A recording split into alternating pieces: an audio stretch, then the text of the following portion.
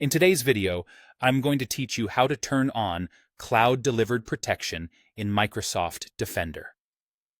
Cloud-delivered protection lets Defender tap into Microsoft's latest threat intelligence in real time, so it can spot and block brand new and sophisticated malware faster. It works alongside the built-in real-time protection, and turning it on only takes a moment. Start by opening Windows Security.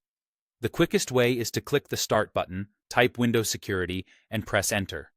You can also find the shield icon from your taskbar or system tray and open it from there. In the Windows Security Home, choose Virus and Threat Protection, identified by the big shield icon.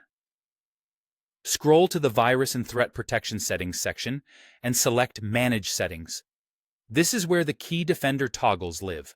Look for Cloud-Delivered Protection and switch it on. If Windows asks for permission through a user account control prompt, choose Yes to allow the change. This permission is normal. It simply confirms you want to update a security setting. While you're here, consider turning on automatic sample submission as well. With this enabled, Defender can send suspicious files to Microsoft for deeper analysis. That helps the protection engine make smarter decisions for you and for other Windows users. Only items flagged as suspicious are submitted, and this feature exists solely to improve detection and response times.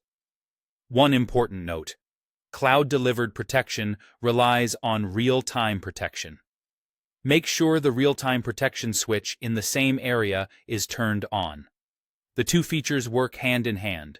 Real-time protection monitors activity on your device, and the cloud intelligence provides faster, more accurate verdicts. Cloud-delivered protection is especially helpful against zero-day attacks because Microsoft can analyze patterns from millions of devices and push decisions in seconds.